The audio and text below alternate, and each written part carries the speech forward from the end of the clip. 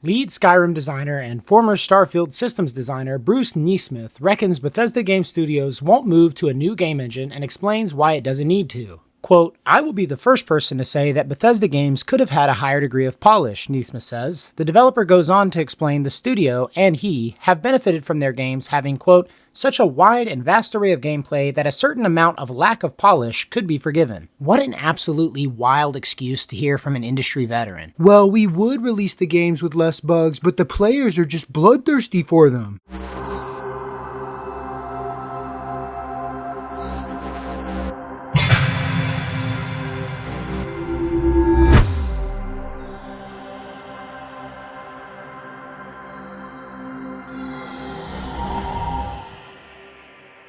Hello fellow travelers and welcome to the Hard Light Network. So today we're going to be talking about Bethesda Game Studios, a company that I have had a long-term love-hate relationship with. A company famous for bugs, glitches, microtransactions, and of course, Todd Howard.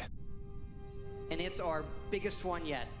It is 4 times the size of Fallout 4. And this time it features all new rendering, lighting, and landscape technology. It allows us to have 16 times the detail and even view distant weather systems across the map. I read on the internet that our games have had a few bugs. All of this just works.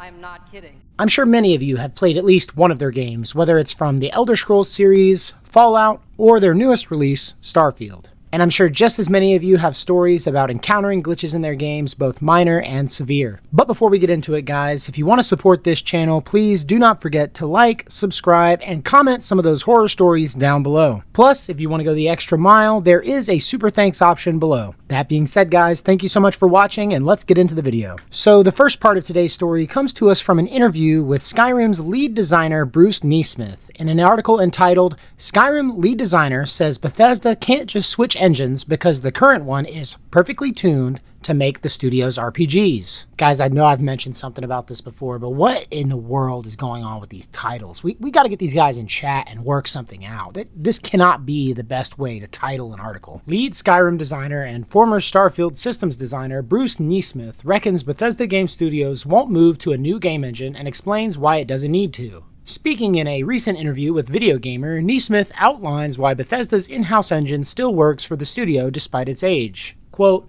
"We're arguing about the game engine. Let's argue about the game," he says. "The game engine is not the point. The game engine is in service to the game itself. You and I could both identify 100 lousy games that used Unreal. Is it Unreal's fault? No, it's not Unreal's fault." It's funny how you can hear the defensiveness from just this one quote alone. Dude really needs to calm down. But I guess he does have somewhat of a point here, because the game's performance really does come down to its execution more so than simply what's under the hood. Unfortunately, it's never a good sign when someone's response to criticism is a whataboutism. "Oh yeah? Game engine this, game engine that? What about the crappy games on that other engine?" To tell you the truth, it's a pretty basic rhetorical tactic for avoiding the problem, and it just goes to show that Bethesda's track record for hiring employees that can't take criticism is running strong. And you know, it's honestly pretty surprising that he went that direction with the argument, considering that Obsidian Entertainment was able to take the Gamebryo engine used for Fallout 3 and make an even better game in that of Fallout New Vegas. I know for a fact that Todd Howard is still salty that New Vegas is an objectively better game than Fallout 3, and all the fans know it. Anyway, back to the article. While Bethesda's engine has been used to create what are arguably many of the best RPGs of all time, it's also ever evolving. What started as the company's version of Gamebryo, a now long defunct engine, gradually blossomed into the Creation Engine. Quote, "Gamebryo is no longer a business. It hasn't been for a while, but that engine has been constantly tweaked, updated, and refined," continues Nesmith. According to the ex-developer, the Creation Engine has evolved to do exactly the kinds of games that Bethesda makes: the Elder Scrolls, the Fallouts, Starfield. At this point, it's perfectly tuned to that kind of game, and that's why swapping engines wouldn't be ideal. There's that, plus the sheer number of years it could take to implement, and how it would slow down the development of any current projects. That's the penalty side. That's the risk side, Neesmith notes. And that might be where this article ends, but it's not the end of the story overall, because Neesmith went on to say much more in this interview about Bethesda's games and their level of polish. And we can read the follow-up to that part of the discussion in this article entitled Starfield and Skyrim Dev Says Bethesda Games Could Have More Polish. Bethesda games are notorious for their bugs, particularly erstwhile classics like Fallout 4 and Skyrim. Though it suffered from the occasional disappearing floor or faces and might sometimes crash, Starfield remains less buggy than some of its Bethesda-built cousins. Nevertheless, in a new interview, the space RPG systems designer and the lead designer for Skyrim admits the studio's games could have a higher degree of polish. In the same video mentioned earlier in this interview, the Starfield dev explained that while developers try to iron out bugs through QA testing, a bug-free release is impossible. But while bugs in Bethesda games were mostly laughed off with the Fallout and Elder Scrolls series, fans aren't finding the funny side so much anymore, and instead are expecting a higher quality that correlates with ever-increasing game prices. Quote, I will be the first person to say that Bethesda games could have had a higher degree of polish, Neesmith says. The developer goes on to explain the studio and he have benefited from their games having, quote, such a wide and vast array of gameplay that a certain amount of lack of polish could be forgiven. How much do you think Bethesda actually factors that into their release dates? Do you think Todd Howard is sitting in the boardroom saying, this game is a buggy mess, but it doesn't matter, just push it through, we gotta hit the release, and the modders will fix it? It's just kind of crazy to me how they could openly adopt this kind of mindset, especially when the games are released in the state that they are. And don't get me wrong, guys, I am genuinely a fan of the Elder Scrolls and Fallout series, which is why I can confidently say that these criticisms are 100% accurate. But to tell you the truth, this is the exact reason why I will never be purchasing another game from Bethesda. With how much Todd Howard actually hypes up these broken messes of games, you'd think that he was a direct disciple of Peter Molyneux. Except Peter just lies about the scope of his games. At least the Fable series was actually playable, unlike the stuttering, jittery mess that my Fallout 4 game turned into whenever I enter the city limits of Boston. And let's not kid ourselves with these release date timetables. Elder Scrolls 6 has been in development since 2018, and we still don't have a confirmed release date, just vague mentions of 2026 or later. Assuming that it comes out in January of 2026, that's an 8-year development period, which is double the amount of time it took From Software to develop Elden Ring. And oh boy, do I have some stuff to say about that, but more on that comparison in a minute. However, that level of polish comes at a price, with Neesmith explaining that it could result in a game being delayed by months on end. That level of polish also comes at a price, he said. Are you willing to let that game sit for 6 more months and be delayed 6 more months in order to try and polish it? You're not going to get perfection.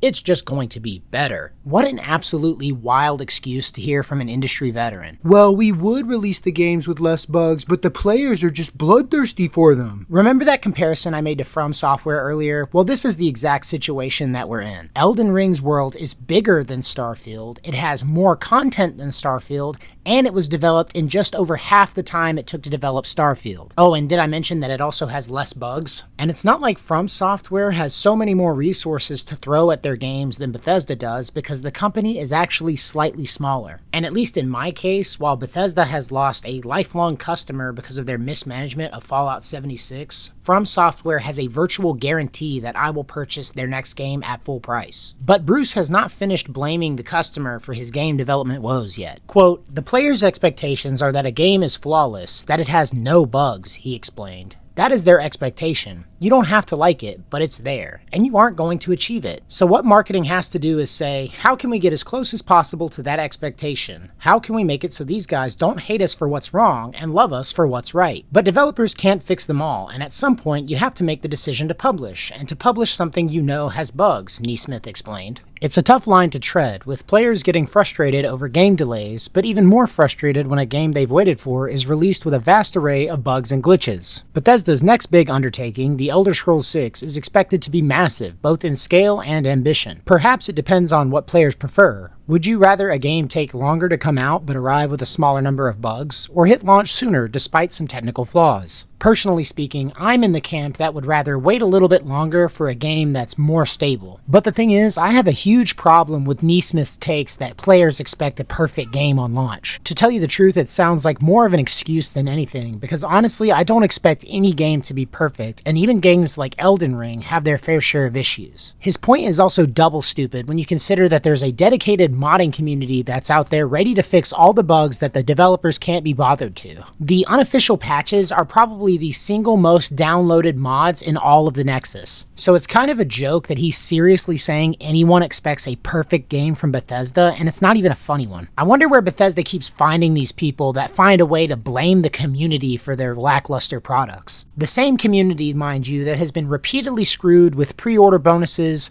repeatedly milked with multiple releases of the same game, and the same community whose shoulders it falls on to fix the crappy products that Bethesda pushes out. To tell you the truth, I was considering lifting my personal embargo against Bethesda Game Studios, but then I saw these stories about Emil and Bruce complaining about how it's the customer's fault that their games suck. But anyway, that's going to do it for this video, guys. To wrap it up, I gotta say, if you love these games, don't feel bad about my personal opinion. They are fun games at the end of the day, especially after the modding community gets in and fixes all of the issues with them. And I will always have a nostalgic place in my mind for Morrowind and Skyrim and Fallout 3, but I just can't do this with this company anymore. And to tell you the truth, just because you're a fan of one or more of these games, it doesn't mean that you have to accept whatever garbage they're peddling just to prove it. You genuinely don't owe them anything. If anything, they owe you a good product for your money. But I think I've ragged on them enough for one video, so if you want to support this channel, please do not forget to comment below what you think, and also hit that subscribe button so you don't miss out on any more of these videos going out. And as always, thank you guys for watching. If you liked the video, leave a like, and until next time, love you guys, safe travels.